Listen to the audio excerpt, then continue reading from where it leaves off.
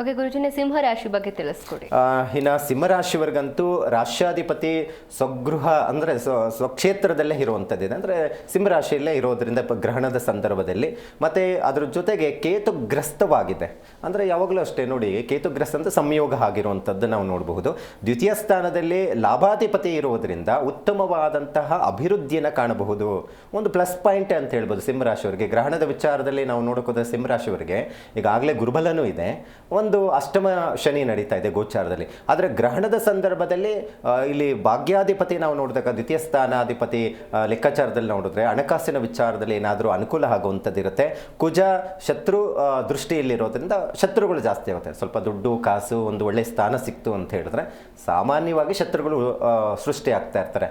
ಅದೇ ರೀತಿ ಸಿಂಹರಾಶಿಯವರೆಗೂ ನೇರವಾಗಿ ಮಾತನಾಡೋದು ಅಥವಾ ನಿಷ್ಠೂರವಾಗಿ ಮಾತಾಡುವಂಥದ್ದು ಅಥವಾ ಏಳಿಗೆ ಆಗ್ತಾ ಇರುವಂಥದ್ದನ್ನು ನೋಡಿ ಸಹಿಸಕ್ಕಾಗ್ದಿರ ಶತ್ರುಗಳು ಜಾಸ್ತಿ ಆಗಬಹುದು ಈ ಸಂದರ್ಭದಲ್ಲಿ. ಮತ್ತು ಸಪ್ತಮ ಸ್ಥಾನದಲ್ಲಿ ಗ್ರಹಣ ಸಂಭವಿಸ್ತಾ ಇದೆ. ಇದು ಬಹಳ ಮುಖ್ಯವಾಗಿರುವಂಥದ್ದು ಸಿಂಹರಾಶಿಯವರು ತಿಳ್ಕೊಳ್ಬೇಕು. ನೋಡಿ, 7ನೇ ಮನೆ ವೈವಾಹಿಕ ಜೀವನಕ್ಕೆ ಸಂಬಂಧಪಟ್ಟಂಥದ್ದು ಆಗಿರುತ್ತೆ. ವೈವಾಹಿಕ ಜೀವನ ಅಂದರೆ ಗಂಡ ಹೆಂಡತಿ ನಡುವೆ ಚಿಕ್ಕ ಪುಟ್ಟ ವಿಚಾರದಲ್ಲಿ ಗಲಹಗಳು ಆಗ್ತಾ ಇರುತ್ತೆ. ಬಹಳ ಚೆನ್ನಾಗಿರ್ತಾರೆ, ಅನ್ಯೋನ್ಯವಾಗಿರ್ತಾರೆ. ಈ ಗ್ರಹಣದ ಸಂದರ್ಭದಲ್ಲಿ 1 ತಿಂಗಳ ಕಾಲ ವಿನಾಕಾರಣ ಕಲಹಗಳಾಗಿ ಕೋರ್ಟು ಕಚೇರಿ ತನಕ ಹೋಗೋ ಸಾಧ್ಯತೆ ಇರುತ್ತೆ ಕೆಲವೊಂದು ರಾಶಿಯವರಿಗೆ. ಬಹಳ ಮುಖ್ಯವಾಗಿ ತಿಳ್ಕೊಬೇಕು ಅದರಲ್ಲಿ ಸಿಂಹರಾಶಿಯವರು. ಮತ್ತು ಈಗಾಗಲೇ 4-5 ವರ್ಷಗಳ ಕಾಲ ಇಷ್ಟಪಟ್ಟಿರ್ತಾರೆ. ಅಂಥ ಸಂದರ್ಭದಲ್ಲಿ ಪ್ರೇಮ ವೈಫಲ್ಯಕ್ಕೂ ಒಂದು ದಾರಿ ಕೊಡುವಂಥದ್ದು ಇರುತ್ತೆ ಈ ಗ್ರಹಣ ಸಂಭವ. ಹಾಗಾಗಿ ಆದಷ್ಟು ಏನೂ ಜಾಸ್ತಿ ಜಗಳ ಆಡ್ಕೊಳ್ಳೋಕೆ ಹೋಗ್ಬಿಡಿ. ಮನೆಯಲ್ಲಿ ಪ್ರತಿ ಮನೆಯಲ್ಲಿನೂ ಗಂಡ ಹೆಂಡತಿ ನಡುವೆ ಒಂದಿಷ್ಟು ಇದ್ದೇ ಇರುತ್ತೆ ಮಾತುಕತೆ. ಆದರೆ ಈ ಗ್ರಹಣದ ಪ್ರಭಾವ ಏನಾಗುತ್ತೆ ಸಿಂಹರಾಶಿಯವರಿಗೆ ಇನ್ನಷ್ಟು ಉದ್ವೇಗಕ್ಕೆ ಒಳಗಾಗುವಂಥ ಸಾಧ್ಯತೆ ಇರುತ್ತೆ. ಹಾಗಾಗಿ ಆದಷ್ಟು ಲಕ್ಷ್ಮೀ ನರಸಿಂಹನ ಆರಾಧನೆ, ಲಕ್ಷ್ಮೀ ನರಸಿಂಹನ ಸಹಸ್ರನಾಮ ಸ್ತೋತ್ರವನ್ನು ಕೇಳುವಂಥದ್ದನ್ನು ನೀವು ಮಾಡಿ 1 ತಿಂಗಳ ಕಾಲ. ಮತ್ತು ಅದರ ಜೊತೆಗೆ ಗೋಧಿ, ಅಕ್ಕಿ ಮತ್ತು ಅದರ ಜೊತೆಗೆ ಉದ್ದಿನ ಕಾಳನ್ನು ಪೂಜೆಯನ್ನು ಮಾಡಿ ಅದನ್ನು ನೀವು ಲಕ್ಷ್ಮೀ ನರಸಿಂಹ ದೇವಸ್ಥಾನಕ್ಕೆ ದಾನ ಕೊಡುವಂಥದ್ದನ್ನು ನೀವು ಮಾಡೋದರಿಂದ ಒಂದಷ್ಟು ಬರುವಂತಹ ಸಮಸ್ಯೆಗಳು ನಿಭಾಯಿಸೋದಕ್ಕೆ ಸಾಧ್ಯ ಆಗುತ್ತೆ ಮತ್ತು ಪರಿಹಾರವನ್ನು ಕಂಡುಕೊಳ್ಳೋದಕ್ಕೆ ಸಾಧ್ಯ ಇರುತ್ತೆ. ಓಕೆ ಗುರುಜಿ, ಇನ್ನು ಕನ್ಯಾ ರಾಶಿಯವರಿಗೆ ಈ ಚಂದ್ರಗ್ರಹಣ ಅನ್ನುವಂಥದ್ದು ಶುಭನ ಅಥವಾ ಅಶುಭನ ಅಂತ ತಿಳಿಸ್ಕೊ.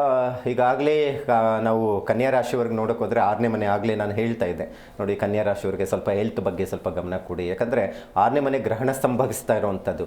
ಮತ್ತು ಈ ರಾಷ್ಟ್ರಾಧಿಪತಿ ನಾವು ನೋಡ್ಲಿಕ್ಕೆ ಹೋದ್ರೇನು ಎಲ್ಲೋ ಒಂದು ಕಡೆ ಬುಧ ವಿಚಾರದಲ್ಲಿ ನಾವು ನೋಡೋಕೆ ಹೋದರೆ ಒಂದಿಷ್ಟು ಸಮಸ್ಯೆಗಳೇ ಉಂಟಾಗುವಂಥದ್ದು. ಕುಜ ಬಂದು ಕನ್ಯಾ ರಾಶಿಯಲ್ಲೇ ಇರೋದ್ರಿಂದ ಶತ್ರುಸ್ಥಾನ ಅಂತ ಹೇಳ್ತೀವಿ.